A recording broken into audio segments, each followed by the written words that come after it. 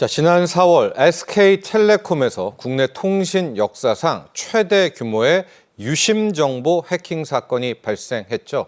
자, 현재 그 파장 점점 더 커지고 있습니다. SK텔레콤 이용자뿐만이 아니라 모두가 다 피해를 입을 수 있다는 그런 걱정 국민들 사이에서 점점 커져가고 있죠. 자, 오늘 이 시간은 SK텔레콤 해킹 이슈 자세하게 분석해 보도록 하겠습니다. 권혁중 경제평론가 함께합니다. 안녕하십니까? 네, 안녕하십니까? 네. 자, 지난달 22일 날 이 사건은 발생을 했고요. 민간 합동조사단이 1차 결과 발표 그리고 19일 날 2차 조사 결과까지 발표가 나왔습니다. 현재까지 한번 쭉 시간대 흐름 정리해 주시죠. 네, 그렇습니다. 이제 2차 조사 때가 이제는 결과를 발표했는데 이게 1차 조사 때와 다르게 더 많은 서버와 그다음에 해킹에 대해서 더 우려스러운 부분들이 좀 밝혀졌습니다. 대표적인 게 발견 악성 코드 숫자인데요. 1차 조사 때는요, 이 악성 코드가 4종 정도 이제 발견이 됐었는데 2차 조사 때는 여기에서 21종이 더 늘어났습니다. 그래서 총 25종의 악성 코드가 이제 발견이 됐고요. 무엇보다 이제 감염된 서버 수가 이제는 큰 관심을 받았습니다. 원래 1차 조사 때는 한 5대의 서버에 대해서 이제 감염이 됐다 이렇게 조사가 됐었는데요. 18대 더 추가가 돼서 총 23대의 서버가 감염이 된 것으로 조사가 됐고 이 중에서 15대는 분석이 끝났습니다. 나머지 이제는 8대에 대해서 지금 이제 또 분석이 이루어지고 있는 과정 중에 있고요. 그래서 이런 부분들이 이제는 가장 우려스러운 부분이라 보시면 되겠어요. 그래서 지금 보면은 이 악성 코드에 감염된 서버에 포함된 정보가 이제는 가장 큰 이슈를 받고 있는데 1차 조사 때는 저기 뭐 표에서도 나오고 있었는데요. 바로 이제 단말기 고유 식별 번호 이게 1차 조사 때는 유출이 되지 않았다라고 조사가 됐었는데 이번 2차 조사 때는 이거마저도 사실상 이제 감염이 돼서 빠져나갔다라고 이제 예상을 하고 있습니다. 지금 그러다 보니 이러다가 복제폰 만들어지는 거 아니야라고 이제 의심을 하고 있고 이번에 빨간 정보가 뭐 단말기 고유 식별번호뿐만 아니라 이름, 생년월일, 전화번호, 이메일 주소, 가입자 식별번호 이런 것들이 사실상 이제는 유출이 됐다라고 의심을 하고 있는 상태입니다. 이 정보들을 딱 보시면 아시지만 보통 여러분께서 또한 청취자분들 저도 마찬가지고요. 핸드폰, 스마트폰 가입했을 때, 모바일에 가입했을 때 제공하는 개인 정보들이거든요. 이게 조금 지금 문제가 되고 있다고 보시면 되겠고요. 그래서 지금 보면은 또 시장에서 또한 전문가들이 가장 우려스러워하는 게 BPF 도어 그러니까 이제 백도어에 대해서 1차 조사 때 이제는 이런 기술이 쓰였다라고 이제 봤었는데 2차 조사 때는 사실상 웹쉘이라는 새로운 어떤 해킹 기술이 도입이 됐다라는 건데 이 웹쉘이 뭐냐 그러면 해커가요 일단 프로그램을 심어 놓습니다. 그리고 언제든지 본인이 원할 때 신호를 줘서 데이터를 빼가는 프로그램인데 이번에 2차 조사 때가 이제 웹쉘 한 종이 추가 확인이 됐어요. 그래서 이거에 대해서 많은 전문가들이 지금 우려를 하고 있습니다. 당연히 정부의 대응이 지금 빨라지고 있는데요. 과기부는요 유사 사고 발생 대비를 철저히 지금 하고 있다라고 이제 밝힌 상태고 또 한 가지 5월 12일부터요 이미 들어가고 있습니다. 그래서 통신사 플랫폼사의 보안 점검 TF를 구성해서 꾸려 나가고 있고 무엇보다 국정원은 우리나라의 이제는 공공기관에 대한 보안을 담당하고 있는데 국정원에서도 공공기관, 지자체, 중앙행정기관 이렇게 해서 보안 점검을 진행하고 있는 상황입니다. 마지막으로 보면 사실상 이렇게 모든 부분에 대해서 이제 보안 점검을 하고 있는데 지금 이제는 공공기관이나 민간에서 얘기하는 것처럼 다만 이제는 공공기관이나 민간에서 이번 해킹으로 인해서 피해 사례는 아직 발견되지 않았다라고 이제 밝히고 있는 상황이라고 현상을 좀 정리해 드렸습니다. 네, 평론가님 좀 몇 가지 정리해 보면 2차 조사 결과 감염된 서버가 더 늘어났고요. 네. 또 하나가 기기 식별 번호 이 IMEI도 이번에 이제 쉽게 말해서 털렸다. 이 부분은 따로 저희가 또 짚어보도록 하겠습니다. 네. 그리고 더욱 중요한 것이 서버 공격은 3년 전부터 시작이 됐다. 네. 3년 전이라면 이게 꽤 긴 시간 아니겠습니까? 그쵸. 그동안에 왜 준비를 안 했는지에 대한 질책도 나중에 또 SK텔레콤 측에 가야 될 것 같은데 이 상황 좀 보도록 하겠습니다. 이게 좀 이해가 잘 안 가는 대목이거든요. 그러니까 이게 보통 과거 해킹과 좀 다른 점이다라고 이제는 볼 수가 있겠습니다. 보통 이제 금전적 목적을 가지고 해킹을 하는데 이번 사례는 전혀 금전적인 목표가 아니었다라는 거죠. 이런 점들이 좀 다른 점인데요. 그래서 이제 해커가 악성 코드를 심은 시점이 2022년 2022년 6월 15일입니다. 그러면 이제 3년 동안 네. 사실상 계속적으로 데이터를 이제 빼갔다라고 이제 볼 필요가 있겠죠. 그래서 3년 동안 악성 코드가 미발견됐던 거예요. 그럼 그 사이에 이제 어느 정도 빼갔는지를 이제 조사가 계속 이루어지고 있는데 그러다 보니까 지금 흔적이 없습니다. 이게 3년 동안 로그 기록이 없거든요. 그러니까 로그 기록이 없다는 얘기는 이게 로그라는 거는 흔적을 얘기합니다. 그러면 흔적이 아예 없다라고 본다 그러면 이유는 두 가지일 거예요. 아마 지금도 문제가 되고 있는 게 SKT 입장에서 로그 기록 저장 기간을 좀 짧게 잡아놨습니다. 다른 통신사보다. 그래서 이제 시간이 지나서 없어진 케이스가 있는 반면 아니면 해커가 들어와서 자기가 들어왔던 기록을 다 지우고 나간 케이스. 그래서 지금 로그 기록이 없다. 이런 것도 이제 문제가 돼서 어떤 정보가 나갔는지가 참 좀 불안전하다라고 보시면 되겠고요. 지금 뭐 해킹 방지 미흡하다라는 비판을 받고 있습니다. 뭐 자막에도 나오고 있지만 화면에도 나오고 있지만 3년간 인지 못했죠. 그 다음에 다른 기관, 그러니까 기관 통신 사업자잖아요. 그런데 타 통신사와 달리 유심 정보 암호화가 미조치가 됐던 부분, 이것도 굉장히 문제가 되고 있고, 또한 정보보호 투자에 대해서 이게 좀 투자가 좀 미흡했다라는 이제 부분도 비판도 받고 있어요. 아까도 말씀드린 것처럼 로그 기록을 다른 데보다 좀 짧게 잡아놨습니다. 그래서 이게 시간이 지나면 다 흔적이 사라질 수밖에 없게끔 만들어놔서 이것도 지금 좀 비판을 받고 있죠. 그래서 이런 점들이 좀 미흡하지 않았냐라고 이제 보고 있고요. 네. 그래서 이제는 이런 이유가 나오는 거죠. 이게 금전적 목적이 아니니 그러면은 결국에는 데이터 개인 정보를 빼가는 거고 이거는 그러면 사이버 안보 측면에서 이거 봐야 되는 거 아니야? 라고 해서 이제는 뭐 말들이 지금 굉장히 많고 국가적인 대책이 좀 필요하다는 말이 그래서 이제는 지금 나오고 있습니다. 정리를 해드리면은요, 3년 전부터 이제 해커 세력이라고 하겠습니다. SKT 서버에 침투를 했는데 이게 알고도 준비를 못한 게 아니라 이번에 알았다는 거 아닙니까? 네. 그러니까 3년간의 동안 SK텔레콤 측은 인지조차도 못했고 이제서야 파악이 됐다 이렇게 좀 생각을 하시면 될 것 같은데 지금 언론에서도 가장 많이 언급이 되고 있는 게 고유 식별번호 IMEI도 이번에 유출이 됐다라는 겁니다. 이제 그렇게 되니까 갑론을박이 있어요. 네. 이제 복제폰 뭐 단말기 복제는 안 돼도 단말기 새로 하나 뭐 만들 수가 있다 아니다 이 얘기가 나오는데 이 부분을 좀 설명을 해 주십시오. 먼저 이 고유 식별 번호가 뭔지. 그럼 이제 이것과 유심 측까지 다 털렸으면 이게 이제 단말기 복제가 되는 건지 이 부분도 설명 좀 부탁합니다. 그렇죠. 지금에서 가장 우려스러운 게 이제 2차 조사 때 새롭게 밝혀진 것이 이제 단말기 고유 식별 번호가 같이 이제는 유출이 됐다라는 점들을 이제 지목을 하고 있습니다. 이 단말기 식별 번호는 뭐냐 그러면 그냥 일반적으로 생각하시면은 주민등록번호다. 그러니까 기기의 고유 번호라고 보시면 되는데요. 이 기기에 15개의 번호가 심어져 있습니다. 그래서 이게 기기를 인증하고 그다음에 이게 도난당했을 경우에 어디 있는지도 확인할 수 있고 그래서 이런 단말기 식별 번호까지도 같이 유출이 된다 그러면 인증 우리가 유심에 대한 식별 번호도 사실 해킹이 됐죠. 그럼 단말기 식별 번호도 같이 털렸다 그러면 이게 이론적으로 보면은 복제폰이 가능하다라고 이제는 얘기가 나오고 있어요. 하지만 SKT나 이제 정부 입장에서는요, 그렇지는 않다. 이게 이제는 뭐 가입자 식별번호가 아니면은 뭐 단말기 식별번호가 해킹이 됐더라도 사실상 물리적으로 봤을 때에 사실상 복제폰은 좀 불가능하다 이런 얘기를 하고 있는데 중요한 건 그겁니다. 앵커님이 말씀하신 것처럼 복제는 아니더라도 그럼 두 가지의 데이터를 가지고 새로운 폰을 하나 더 만들 수 있지 않겠느냐라고 이제 또 목소리가 지금 나오고 있는 상태입니다. 그래서 지금 이게 또 우려스럽다라고 볼 수가 있겠고 그래서 이제 결국에는 어쨌든 간에 그러면 우리가 많이 가입했던 유심 보호 서비스가 무력화되는 거 아니냐. 그렇죠. 이런 그것도 나오더라고요. 왜냐하면 유심 보호 서비스는 뭐냐 그러면 유심 번호와 이게 새로운 단말기와 일치가 안 됐을 경우 이게 데이터가 오고 가지 못하겠도록 딱 막는 거거든요. 근데 아까 말씀드린 것처럼 IMEI가 유출됐잖아요. 단말기 식별번호가 유출됐기 때문에 새로운 번호랑 사실상 묶어버리면 되거든요. 그러면 새로운 폰이 하나 생기거든요. 그러면 이게 또 의무해봤자 이거 뭐 보호 서비스 가입해봤자 의미가 없다. 이런 또 비판도 나오고 있습니다. 그래서 이런 점들이 좀 문제가 지금 시장에서 되고 있고 결국에는요. 전문가나 정부나 똑같이 얘기하고 있습니다.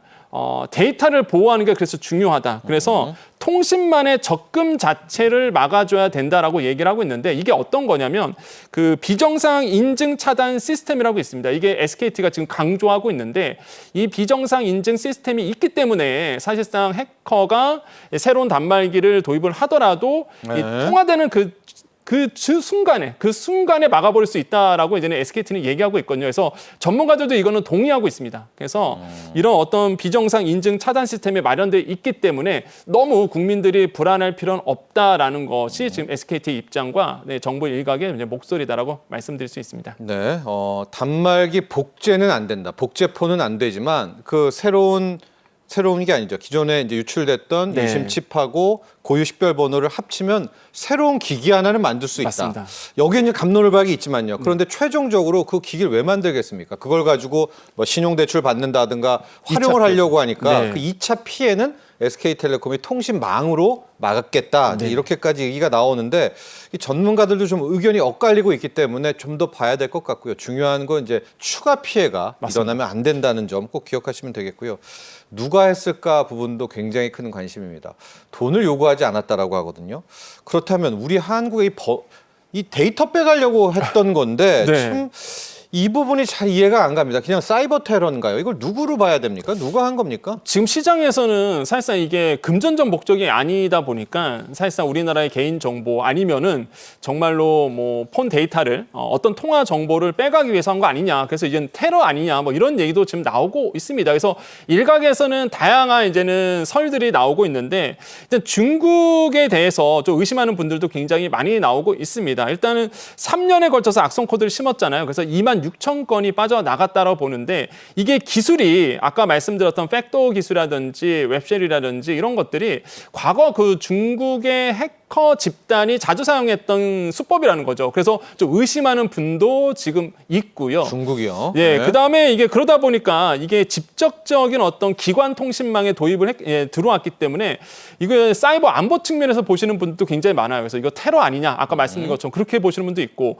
그러다 보니까 자연스럽게 또 북한의 배후설을 생각하시는 분들도 많아지고 있습니다. 그러니까 IP를 추적해 봤더니 중국으로 나왔거든요. 근데 이제는 북한에서 시도를 해서 우회해서 중국 IP를 우회해서 들어오지 않았겠느냐라고 보시는 전문가들도 굉장히 많아지고 있습니다. 특히 뭐 워낙 유명한 해커 집단인데요. 이제 북한의 정찰 총국이죠. 라자루스라고 있습니다. 이게 이 집단이 주도한 것이 아니겠느냐라고 지금 시장에서는 좀 의심하는 부분도 있습니다. 결국에는 우리나라의 이제는 금융기관이라든지 아니면 사이버 안보 측면에서 지금 조사가 이루어지고 있는데 서울경찰청 사이버수사대가 이러한 가능성, 그냥 뭐 중국이냐 북한이냐 모든 가능성을 다 열어놓고 지금 수사를 진행 중에 있습니다. 네, 이게 정말로 한 국가의 통신 체계를 노린 사이버 테러다라고 하면 이게 네. 어떤 단순 금전 요구가 아니라면 정말 더 큰 문제가 아닐 수 맞습니다. 없다 이렇게 볼 수 있겠고요. 이게 사이버 테러라는 측면에서 좀 놓고 보면 각국은 어떻게 대응하는지도 굉장히 궁금합니다. 그렇다면 이게 한 기업이 책임져야 될 문제가 아니라 네. 국가 정보국이 나서야 될 것 같거든요. 맞습니다. 외국 같은 경우에 이런 사이버 테러, 사이버 보안을 어떻게 준비하고 있습니까? 예, 먼저 뭐 미국 같은 사례를 좀 말씀드리겠습니다. 미국 같은 경우에는요, CISA라고 해서 사이버 보안 및 인프라 보안청이라고 있습니다. 이곳에서 주도를 하고 있는데요. 사이버 방어도 하고요. 그 다음에 뭐 임무 수행을 위한 보안 노력을 기울이는 곳입니다. 그래서 총괄하고 있다라고 보시면 되겠고, 뭐 미국에 있는 이제 국방부라든지 국가안보부와 협력 관계를 맺어서 계속적으로 이제 보안을 유지하고 있습니다. 그래서 이제 미국의 CISA의 그 5가지 이제 원칙이 있는데요. 첫 번째가 기술 보안 설계 내재합니다. 한마디로 자국 내 기술로 자국 내 설계를 통해서 이루어진다는 거죠. 왜? 보안인데 당연히 외국계의 손을 거치면 안 되겠죠. 내재를 한다. 사이버 보안에 대한 CEO 이사회의 책임을 강화하는 부분이 있겠고요. 또한 IT 소프트웨어 제품에 대한 투명성을 강화하는 정책, 또한 사이버 위협과 온라인 보안에 대한 대중 인식 제고와 이제는 투자라는 부분과 마지막으로 기업과 정부 간의 협력 강화를 촉진하고 있는 부분이 있습니다. 이 부분이 굉장히 좀 우리나라가 보고 배울 점이 있어야 될 것 같아요. 우리는 조금 이게 이원화돼 있거든요. 네, 기업 따로 정부 따로죠. 맞아요. 예, 그래서 이거를 좀 우리가 보고 배울 점이 있고 일본 같은 경우에도 이런 원칙이 있습니다. 사이버 보안의 목표인데요. 이제 한 사람도 소외되지 않는 모두를 위한 사이버 안보를 책임지겠다라는 목표를 가지고 있어요. 근데 그럴 수밖에 없는 게 일본은 이제 노령화 사회입니다. 고령화 사회로 가고 있다 보니까 고령층에 대해서 사이버 위협이 굉장히 많아지고 있거든요. 그래서 이제 고령층 디지털 소외 현상을 감소시키는 것을 또 목표로 하고 있고요. 사이버 보안 전략 원칙이 거의 비슷합니다. 뭐 미국과 좀 비슷한데요. 디지털 전환과 사이버 보안에 동시 촉진하겠다라는 부분도 있고요. 또한 사이버 공간의 안정 보안성 확보, 평화 안정성, 그다음에 실용적인 R&D 기반의 인재 영입이라든지 아니면 개발 활용 촉진을 이제는 목표로 하고 있습니다. 그래서 각국 정부들이 이렇게 각국의 사이버 안보를 위해서 이제 노력을 하고 있는 부분이 있습니다. 지금 표를 보시면 사이버 보안 전담 정부 조직 현황이 나오고 있는데 아까 미국은 말씀을 드렸습니다. 이제 영국도 있어요. 국가 사이버 보안 센터라고 있는데요. 뭐 활용 주요 역할은 미국과 거의 비슷합니다. 그다음에 싱가포르도 사이버 보안청이라고 해서 사이버 보안 감독이라든지 국가 인프라 보험의 국제 협력을 하고 있고요. 아까 앵커님 말씀하신 것처럼 우리나라는 좀 이게 이원화돼 있는 게 좀 국정원 단독 아닌가요? 네, 좀 아쉽습니다. 이게 네. 국정원은요, 사실 제한적으로 공공기관, 제한적이에요? 공공기관을 좀 담당하고 있고 민간에서는 이제는 과기정통부라든지 아니면 한국인터넷진흥원이라든지 사이버 범죄는 또 경찰청에서 담당하고 있거든요. 이게 좀 이원화되다 보니까 좀 통일성 있는 어떤 사이버 보안 체계가 마련되지 못하고 있습니다. 그래서 이런 점들은 우리가 다른 외국계 사례를 좀 보고 배울 점은 분명히 있다라고 말씀을 드립니다. 자, 이 기회에 이 사이버 분야 실력 각국의 현황을 좀 봤더니 우리나라가 의외로 이 보안 쪽에서는 상당히 좀 네. 뒤떨어져 있다는 것도 확인이 됐고요. 북한의 사이버 실력, 뭐 카테고리마다 다르겠지만 네. 또 꽤 높다.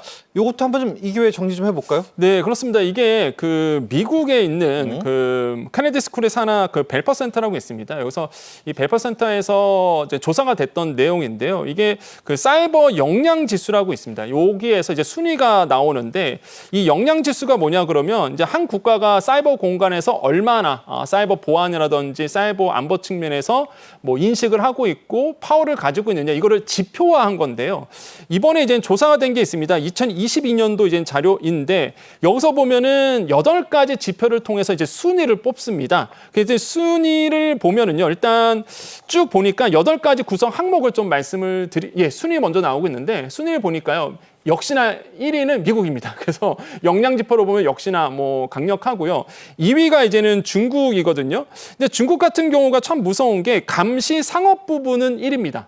그다음에 정보 통제와 파괴 부분은 3위로 조사가 됐고요. 종합 순위는 이제 2위로 되어 있고요. 그래서 이제는 중국의 해킹 기술이 정말로 미국 못지않은 정말 기술력을 가지고 있다라고 보시면 되겠고 한국이 이제 전체 7위 정도로 차지돼 있습니다. 근데 아까 앵커님 말씀하셨는데 방위 부분, 그러니까 방어 부분에 대해서는 22위입니다. 총 30개거든요. 30개 중에서 22위니까 거의 하위권이죠. 그렇죠. 이런 점들이 좀 아쉽고요. 북한은 총 보면은 14위입니다. 종합 점수는 이제 14위 정도 되는데 아까 또 앵커님께서 잘 말씀하셨어요. 금융 부분에서는 1위 했습니다. 1위요? 그러니까 금융 부분이 금융 부분이 어떤 부분이냐면 그러니까 이게 8가지 지표로 뽑습니다. 8가지 지표가 뭐냐 그러면 국내 감시 및 모니터링, 두 번째가 이제 사이버 방어 강화, 지금 나오고 있죠. 세 번째가 외국 정보 수집, 그다음에 네 번째가 상업적 이익, 그다음에 규범, 뭐 금융, 그다음에 정보, 환경 통제, 적국 인프라 파괴 이렇게 나눠지는데 이 8가지 중에서 금융이 북한이 1위 했어요. 그게 뭐냐면 금융에서 이득을 얻는 겁니다. 한번 해킹을 통해서 해킹. 금전적 이득을 얻는 게 바로 금융 부분인데 이거에 대해서 북한이 1위를 했다는 거죠. 그러니까 많은 해킹이 일어나고 있잖아요. 뭐 가상화폐 쪽도 일어나고 있는데 이게 북한을 배후로 의심하고 있는 이유가 바로 이런 이유기 때문에 그렇습니다. 그러니까 기술이 굉장히 고도화돼 있다라는 거죠. 그래서 이런 점들이 지금 이제 순위로 이제 잡히고 있다라는 건 점에서 우리가 좀 분발해야 될 점은 분명히 좀 있지 않을까라고 생각을 해보겠습니다. 자, 이번 사태가 우리에게 경종을 울리는 이유.